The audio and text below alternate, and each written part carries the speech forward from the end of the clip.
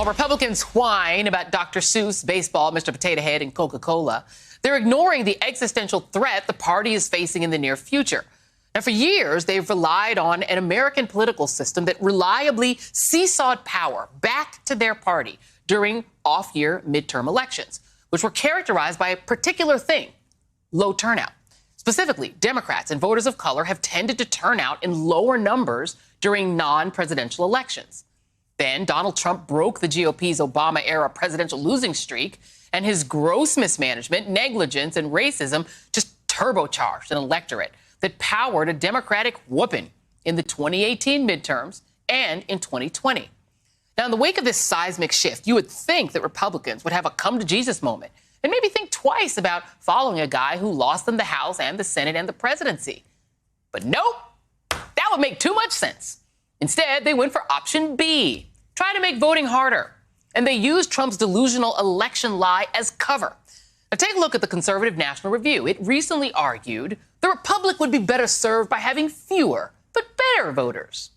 We're seeing this play out across the country. Georgia's new law allows unlimited challenges to a voter's registration, requires ID for an absentee ballot, and expands the legislature's power over elections. Texas is considering a law that would, among other things, reduce early voting and prohibit drive-through voting. Unsurprisingly, the bills and laws target predominantly diverse communities. Now, Democrats in Washington are looking to put a stop to that with the For the People Act, which would expand voting rights, reduce the influence of money in politics, and limit partisan gerrymandering. Now, Republicans know that this bill makes sense. In fact, The New Yorker obtained a private phone call between policy advisors to Mitch McConnell and several conservative groups in which they conceded that the bill was so popular that it wasn't worth trying to mount a public advocacy campaign to shift opinion. Instead, opponents will be better off ignoring the will of the American voters and just trying to kill the bill in Congress, which explains the intellectually dishonest attacks that we've seen from Republican politicians against the bill. It's the biggest power grab since I've been in Congress. It will take away every state's ability to run free and fair elections. It sounds to me like the little red states like Mississippi are, if this thing goes through, are going to be powerless. I don't know that a Republican could ever win another national election. As long as I am serving as governor, I will stand up against those who seek to infringe or deny South Carolinians their constitutionally protected freedoms and liberty.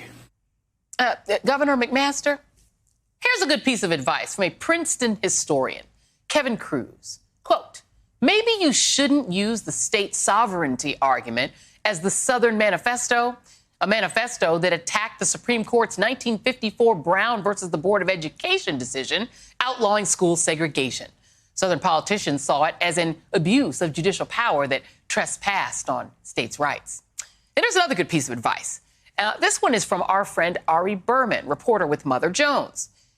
Maybe the National Review shouldn't be parroting arguments that echo James Kilpatrick, another conservative and fervent defender of segregation, who wrote in the very pages of the National Review in 1965 that, quote, over most of this century, the great bulk of Southern Negroes have been genuinely unqualified for the franchise.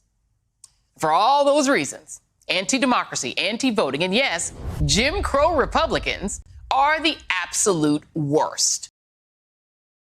Hey, thanks for watching our YouTube channel. You should know that you can follow today's top stories and breaking news and catch up on your favorite MSNBC shows all in one place.